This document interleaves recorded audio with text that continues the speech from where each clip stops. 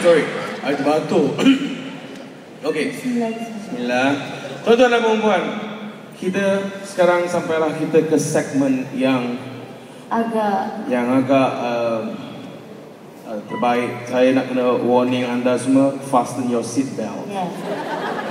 On your left side is your emergency exit. On your right side also, stewardess ni. Lupa ada stewardess. Tolong bagi direction emergency exit mana? Left, right, front.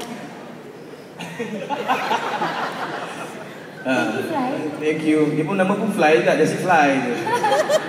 Alright. Dulu, dia kena standby dulu. Okay, standby ya. Standby ya. Ini satu segmen yang mendebarkan, kita akan menyanyikan semua lagu-lagu hit Awi dan Ella. Okay. Khusus untuk anda di Singapura. Siapa yang tahu lagu ini dan tak tahu, buat-buat tahu. Kalau agak-agak buka mulut tu orang humming, buat je macam itu. Betul tak kan? Betul. You boleh dengar I tak? I boleh dengar you. You all boleh dengar tak? Boleh. Clear tak? Clear. Sedap. Clear water. Tak, I tak aku dengar tadi. Oh ya ke? Okay. Dia balik kan I cuba korek tengok apa benda.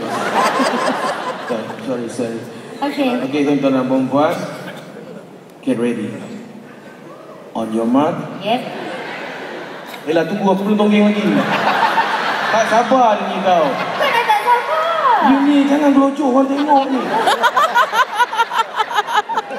Fly, pandang belakang. Kau dah straight sangat tu. No, bukan risau kat Ella, risau kat I. Okay.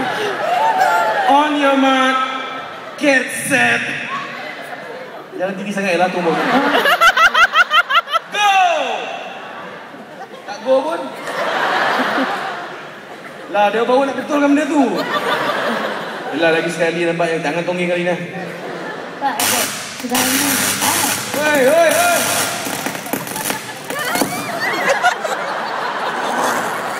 Aku kena karen. Bukan. Sorry. Kau? Semua dah meletup ni. Minta maaf lah. Dia kerja dalam gelap ibarat berjalan meraba-raba. Kan? I suka jalan meraba ni. Awi memang. I belum meraba you lagi.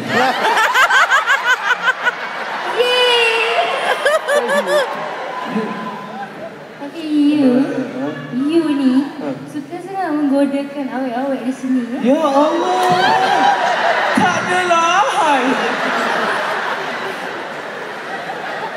Ni kaki goda ni mamat ni. La ilaha illallah. Tak adalah.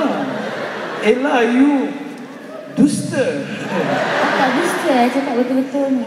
Betul tak? Betul tak? You all nak balik ke? Naik kita cepat-cepat entah Awi kejar. Ella. Di waktu lain, lain tak. Sekarang ni, I cuba mengontrol diri I supaya menjadi jantan.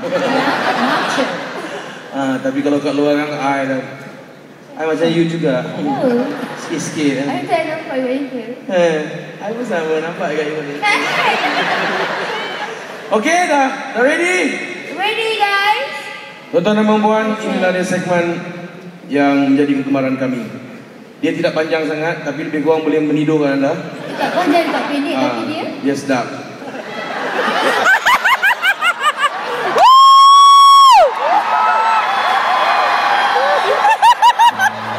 Salah, aku salah cakap ke? Apa aku cakap? I don't know.